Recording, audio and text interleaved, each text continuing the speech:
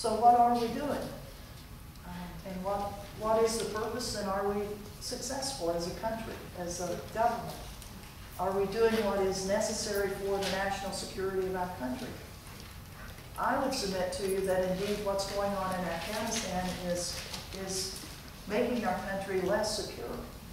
That indeed what we are seeing is that the response to U.S. invasion and occupations, after 10 years now, we've started the 10th year that the United States has been in Afghanistan. I was a U.S. diplomat for 16 years, and one of the jobs I had, the second to the last job that I had, was reopening the U.S. Embassy in Kabul, Afghanistan in December of 2001. I was a part of a very small team that went in to reopen an embassy that had been closed for 12 years. It had been closed at the end of the Russian occupation of Afghanistan that started in 1979 and ended in 1989, when Afghan, as the Russians called them, Afghan insurgents, Afghan warlords, with the assistance of the United States through Stinger missiles that were given to what were called at the time the Mujahideen. We called them the Mujahideen, the freedom fighters, and the Russians called them the insurgents. The Russians finally left.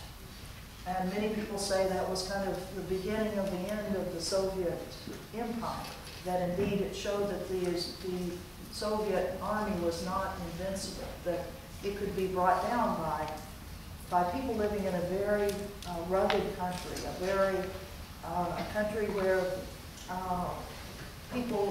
the culture of the country was so different from Russia, from the United States, where people were individualists, that they knew how to use weapons, that they knew how to use rudimentary weapons compared to the very sophisticated things that the Soviet Union and the United States had. But somehow, with just a little bit of help with these Stinger missiles that brought down helicopters, all of a sudden the Soviet military was not as invincible as it seemed. Here we are 10 years into Afghanistan. We find that we now we don't call the Afghans Mujahideen freedom fighters, we call them insurgents.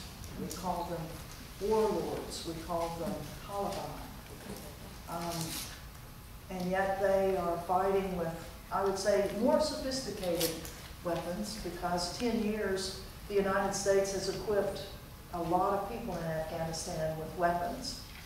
A lot of people have ammunition that was purchased by the United States and either given to them directly as they got training in the Afghan army, and then after they got the training, the weapons, the ammunition, they left.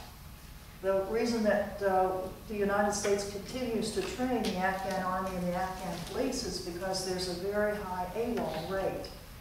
Afghans get trained and then they are called back to their home villages by the people that run the villages, that say, it's time to come home and bring those weapons with you, because we are a tribal society.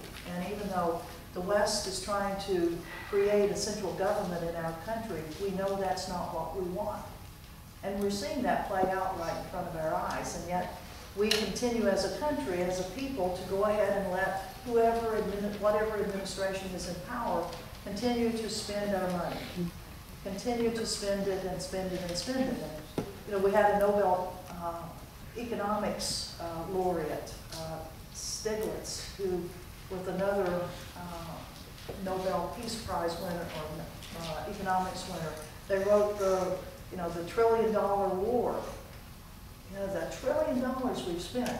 Well, I was in Congress a couple of weeks ago. I was at a congressional hearing on Veterans Administration issues, and Stiglitz and Kellitz, I believe that's the name of the other person, they were there testifying about the costs of war and about how much it's going to cost us as Americans to take care of the veterans who have gone to do the mission of the United States, who volunteered to do it and are coming back in pieces. Where 80% of the people who have gone to Iraq and Afghanistan are needing emotional help. They're needing help with this post-traumatic stress disorder. They're needing help with traumatic brain injuries. They're needing help with sexual assault and rape that's been happening on women and men in our own military.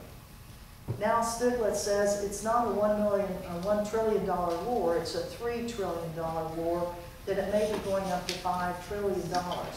And that we ought to be asking all of our congressmen and women that before they ever consider another war, that they have to tell us, the people, how much is this thing going to cost?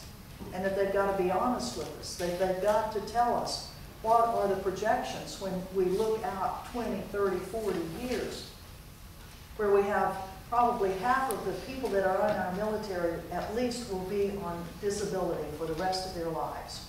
Disability that will go anywhere from 30% up to 100%. How much is that going to cost us? What will be the final cost? And is that really what we want?